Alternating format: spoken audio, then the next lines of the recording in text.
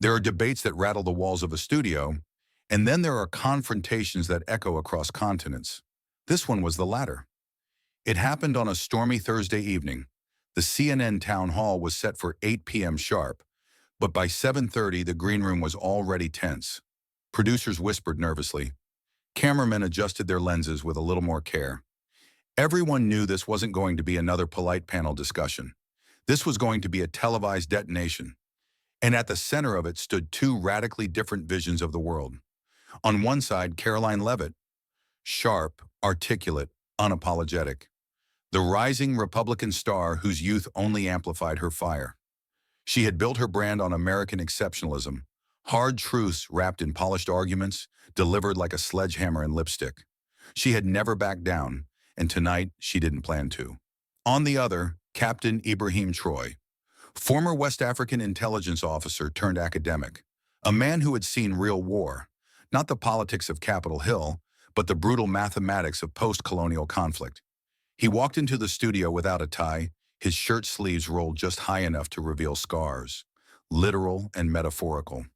When he spoke, it wasn't just words, it was testimony. The countdown began. 3 dots, 2 dots, 1. The opening credits rolled, and Anderson Cooper's voice greeted the audience. Tonight we bring you a special debate. The legacy of empire, the myth of supremacy. Is America still the beacon of liberty, or has the light dimmed? Caroline leaned forward. Her eyes were already locked onto Ibrahim, as if daring him to blink first. Cooper turned. Captain Troy, let's begin with you. You've written extensively about America's influence on Africa. Do you consider the United States a friend to your people? A beat of silence. Troy's voice was calm, but every syllable struck like iron on an anvil. My people, Mr. Cooper, were taught to salute foreign flags before they could even write their own names. We were told America was our friend, while your intelligence operatives installed dictators who butchered our fathers. Your corporations took our diamonds, our oil, our soil, and when our countries bled, your banks offered loans, with shackles. The room was still. Caroline didn't wait. So it's America's fault your countries fell into chaos? That your leaders failed your people? Captain Troy, colonialism ended decades ago. It's time to stop blaming the past for problems you refuse to fix. There it was, the spark. Troy's eyes narrowed. You call it the past. I call it a system still breathing down our necks. What you label freedom, we know as economic occupation. You say we failed, but who rigged the game? Caroline leaned in. Captain, I'm not here to babysit history. I'm here to tell the truth. The world is freer, safer, and more prosperous because of American leadership. Full stop. He didn't flinch. You think freedom is dropping bombs on countries you can't pronounce? He asked. You think democracy grows at the end of a drone?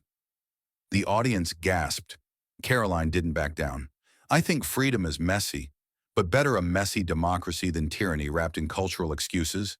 She turned to the camera. The real question is, do you want progress or just someone to blame for the lack of it? Troy chuckled.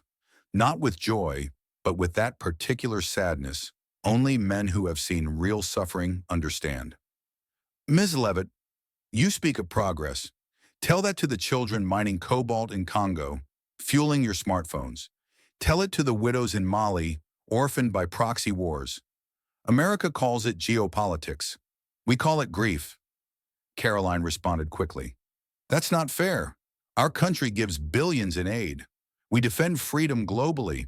We fight terror. We uplift nations. Troy's voice dropped to a whisper. Number you uplift your narrative.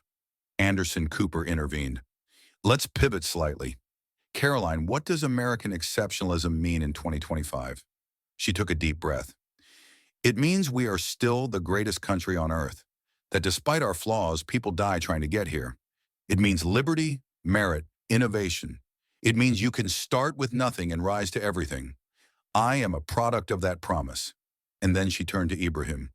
Can you say the same for where you came from? He looked at her for a long moment, and then answered. Number I cannot, but I can say this. When a child in my village bleeds, no American anthem plays. When warlords burn our crops, your satellites watch, but your soldiers don't come. Not unless there's oil beneath our soil. The audience was dead silent. Caroline, visibly shaken but still composed, responded, "If you hate America so much, why did you come here?" He didn't smile. He just answered, "I came because I believe in redemption, even for empires." The room exhaled, and then something unexpected happened. Troy pulled a photo from his jacket. It showed a young boy, scarred, smiling, and barefoot. "This was my brother. He was killed when an American-backed militia mistook our house for an arms depot. No apologies, no trial, just a footnote in a classified report." He placed the photo on the table in front of Caroline. "Spare me the slogans." Caroline stared at it, and for a moment, just a moment, her words failed her. Troy continued, "I don't need America to apologize. I need it to stop pretending it's guiltless." Then he leaned forward. "But I don't hate you. I pity you. Because someday, when the empire crumbles, and they all do, you will realize that flags don't make you righteous. And liberty, if hoarded, is not liberty at all." Cooper tried to regain control of the panel, but the room had already changed. The temperature, the atmosphere. Something had broken, and something else had awakened. Caroline finally spoke softly. "I didn't cause your pain, but I won't run from this conversation. I'll debate you anytime, Captain Troy. Because even if we disagree, we're free to speak. And that freedom matters." Troy nodded.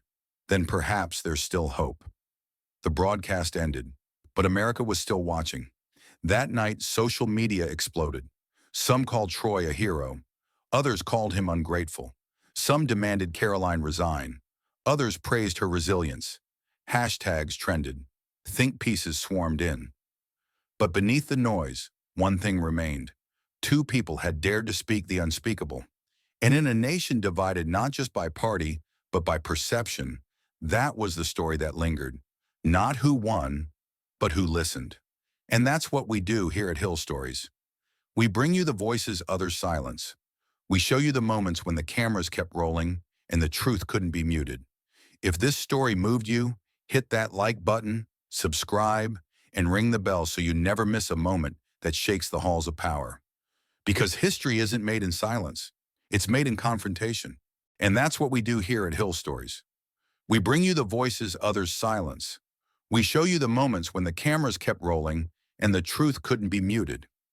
If this story moved you, hit that like button, subscribe, and ring the bell so you never miss a moment that shakes the halls of power. Because history isn't made in silence. It's made in confrontation.